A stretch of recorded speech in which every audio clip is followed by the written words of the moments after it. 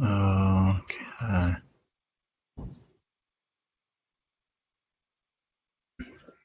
So, so one thing is important. One very important thing is after listening, when you listen to the Dharma, when you listen to any teachings, any lessons in general, it is important that you recall what the lesson was. So in that case, you have to remember what the teaching was, what it is about. Otherwise, if you spend 1 or 2 hours in the lecture, when you come out of the lecture, you have nothing. So there is no gain for you. So in this case, remembering or recalling what you have been taught is important, but but you have to remember or recall the right things. If you remember or recall the wrong things, then it will be of no help to you. It will just be a waste of time. So there are 5 wrong ways of remembering. So you will know that the opposite of which is the right way of remembering or right way of recalling. So the first is remembering the words, but not remembering the meaning. The second is you remember the meaning, but not the words. The third is you remember neither the words nor the meaning, and then you have no understanding. Because of that, you have no understanding of what you have been taught, what the lecture was about. And then you remember everything, so to speak, but you remember the points, but you fail to remember in which order they have to be. For example, if it's a practice, you remember in which order you have to practice this and that. So these 5 are known as the 5 wrong ways of remembering or recalling the teachings, and one should avoid that. So to elaborate a little bit on this, so the first one, comprehending the words but not the meaning, right? So this aspect, so sometimes we are so entranced by the beautiful words when someone is teaching in a very beautiful manner. When the voice is sometimes the voice of the teacher is very soothing and calm, so you just listen to the words and you just keep on listening to the words that's being spoken, but not really paying much attention, because you don't need to pay attention. Sometimes the teacher have that quality, such as by listening to his voice or her voice alone, one gains the peace of mind and all that. So this happens a lot in many teachings, when the teacher is speaking very slow, quite slowly, and in a low baritone sort of voice. Then people love to be around that kind of teacher, and then people just keep listening no matter what. So without paying much attention to the actual word that's being spoken. So most of the time, when you speak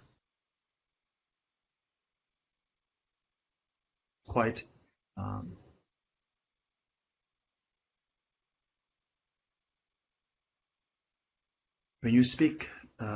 when you speak slowly and in a low baritone voice, usually people seem to be interested in what you are talking about, and so that's why many sort of speakers, try that trick, if you like, and so people just keep listening and without paying much attention, and when the 1 hour, 2 hour session is over, and when they go back home, there is nothing to take from the teaching, and then they usually say something like, "Oh, the journey itself, it's the practice. There is no destination to be reached." But the main thing, of course, when you listen to a Dharma teaching, of course, if you get peace of mind by listening to the voices of the master alone, that is something good. I'm not saying it is a bad thing. But if you have nothing to take back home, then it's like going to the market and coming back home empty-handed. So it's important to have something. It's important to be able to bring something back. And so the point here is that don't be attracted to the teaching just because the voice of the teacher is appealing, and for that matter, the teacher himself or herself is attractive. And sometimes you are just attracted to the teacher, and you just keep listening, looking at his face or her face, and just keep listening to his or her voice, and that alone suffices. So that is it is okay for for ordinary purposes, in general purposes, that is fine. But if you are trying to do Dharma practices, then this is not sufficient. So the same goes in the other manner, which is if the teacher says something like, okay, the practice is most important, you don't have to learn this or this or that, words are not important at all, and you don't have to read any books, you don't have to do this or that, just meditate, right? So come to the point, come to the meaning, come to the point, just meditate. No need for words, no need to recall any of the teaching, this and that. That is also a flaw, in a sense. The teaching that we have is like the fuel that we need to travel far for our journey, our spiritual journey. So if you receive no teaching, if you don't receive any of the words, then you have no fuel to take you for the long journey. So the teachings are necessary. That the books, the reading, the listening of the Dharma, the books, the teaching, all of them are very much necessary. But just don't go for those such and such books or such and such teachings just because the voice of the teacher or the way the prose, the way the book was written is so beautiful, and so and then you just keep reading that. So there is a difference between Dharma books and novels, storybooks. Storybooks you have to listen to. When you listen to the storybook, you listen to be distracted. So you are entrenched in the story, in the realm of that book, and then that's it. But when you listen to the Dharma book, of course you have to pay attention. But at the same time, it is not just to spend or waste your time in reading the book alone, but rather gain something from reading that book. So you have to be able to take something from it. There should be some gains from that. And so for that, one has to pay attention both to the meaning as well as the words.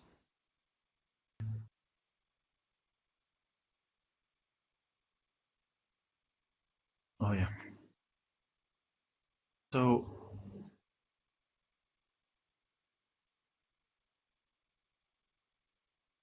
when it comes to the remembering, one has to remember both words and meaning.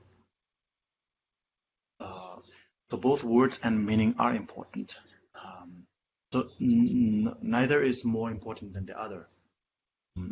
The words and meaning has to be balanced out. Now, when you have both meaning and the words, but if you don't note in which order the teaching was given, for example, if you were told to practice with morality first, then with morality, then with determination, then with meditation, and so on and so forth. For example, we have the 6 perfections. First with generosity, then with morality, then with determination, effort, and so on and so forth. So if you mix them up, instead, if you say something like, "Oh, all the other practices, like the five of the 6 perfections, are in order to are there to build up my practice on the 6th perfection, which is the wisdom. So therefore, wisdom is the most important, and I will just pick up wisdom and do away with all the others." Then, if you do that, you would not have built the strength needed to practice or to sharpen your wisdom. So if you want to run for a marathon, for a marathon race. You can't just go and run a marathon just like that. You have to train for the marathon. You have to train for the race for many, many months. So similar, just as you can't jump into a marathon race and hope to win the race or just to be able to participate in the race. Similarly, one cannot just jump into the highest and the best and the most advanced practice just like that. So this also comes into question the practice of Tantrayana, Vajrayana practices. So of course, many of the teachers, when they say when they talk about the Vajrayana, they always say Vajrayana is the highest and this and that. But it does not necessarily mean that just because it's the highest and so on and so forth, it does not mean this is the best. This is the one that suits us the best. So we have to, go step by step, and that is where the so-called preliminary teachings or the Ngondo, the Ngondo circle of teaching comes in. And so the book that we are going through these days, Words of My Perfect Master, is a perfect example for that. So we will go through step by step in the right order. So step by step is nothing more than going in the right order. So when you take things in the right order, then you will be able to. It'll be more effective during your actual practice. For example, when you learn, as a kid, when you learn the alphabets, you learn from A, B, C, D to Z. You don't learn with D and M and Q and R. So you don't start like that. In the beginning, you have to start with A, and then end with Z. So A for apple and B for ball, and something like that. So as you progress in your linguistic skills, then you no longer have to follow the A to Z sort of algorithm. That sort of formula does not have to be followed. You can start with T and start going on like H.E.Tongkhor. So you can make up any forms. You can form up any words that you like. But when you first learn, of course, you have to go with A. You have to learn from A to Z. So that order has to be maintained when we learn something as simple as alphabets. So that means when we are going through a spiritual journey, then of course it's necessary that we maintain the right order.